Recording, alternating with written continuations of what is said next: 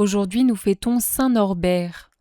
Il est né vers l'an 1080 à Xanten, dans l'actuelle Allemagne, dans une famille noble proche de la cour impériale.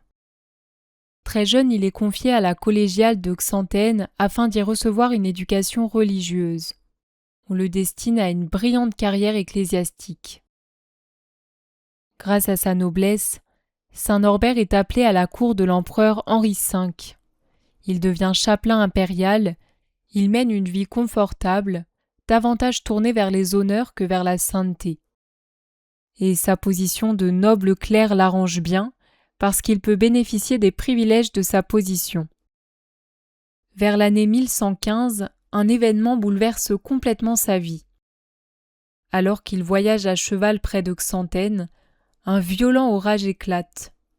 La foudre tombe tout près de lui et le projette au sol. Persuadé que c'est Dieu qui lui adresse un appel personnel, Saint Norbert est profondément ébranlé. À l'image de la conversion de saint Paul sur le chemin de Damas, il comprend que le Seigneur l'invite à abandonner sa vie mondaine pour se consacrer vraiment à lui. À partir de ce moment-là, il change radicalement de vie. Il renonce à toutes ses richesses, aux ambitions de la cour et aux avantages de sa naissance. Il se retire pour prier, jeûner et discerner la volonté de Dieu. Après plusieurs mois de discernement, il devient prêtre et décide de consacrer toute sa vie à Dieu. En tant que prêtre, il décide d'adopter une vie de pauvreté évangélique. Il est vêtu d'une simple robe de bure et il parcourt les routes à pied pour annoncer l'Évangile. Il rappelle les prêtres à la sainteté et à mener une vie chrétienne authentique. Mais son zèle dérange, puisque de nombreux ecclésiastiques, attachés à leur existence confortable, voient d'un mauvais œil ce prédicateur austère qui dénonce les abus et appelle à la conversion. On lui ferme des portes, on l'accuse d'exagération et on tente de l'empêcher de prêcher.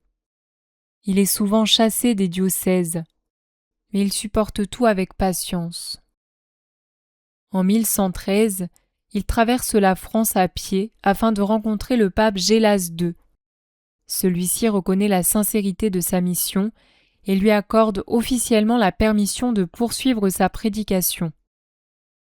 Peu à peu, des disciples se rassemblent autour de lui.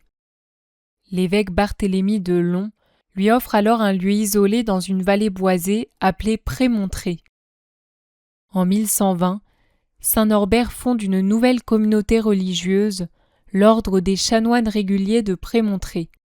La communauté adopte la règle de saint Augustin et cherche à unir la vie contemplative à l'apostolat.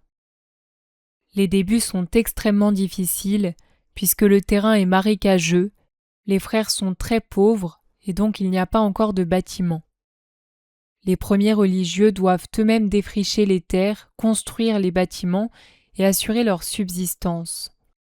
Saint Norbert, quant à lui, continue de parcourir les routes pour prêcher et obtenir les aides nécessaires à la survie de la jeune fondation. Mais malgré les difficultés, l'ordre connaît un développement rapide et de nombreuses fondations voient le jour dans toute l'Europe. En 1126, le pape Honorius II le nomme archevêque de Magdebourg. Saint Norbert accepte cette charge avec réticence parce qu'il aime la vie pauvre et itinérante. En tant qu'évêque, il entreprend aussitôt de réformer son diocèse. Il lutte contre la corruption, rappelle les prêtres à leurs devoirs et incite les gens à se convertir. Cette fermeté lui attire de nombreuses oppositions et certains membres du clergé vont jusqu'à comploter contre lui et tentent même de l'assassiner.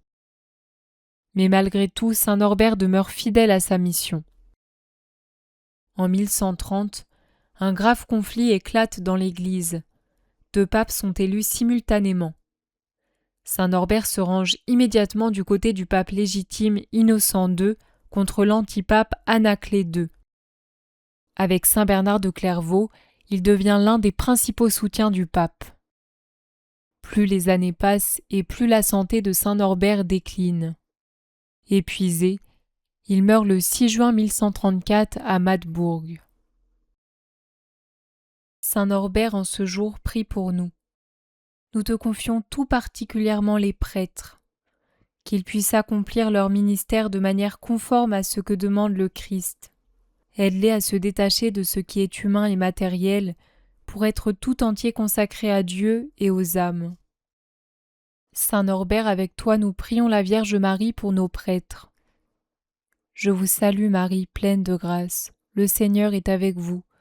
Vous êtes bénie entre toutes les femmes, et Jésus, le fruit de vos entrailles, est béni. Sainte Marie, Mère de Dieu, priez pour nous pauvres pécheurs, maintenant et à l'heure de notre mort. Amen.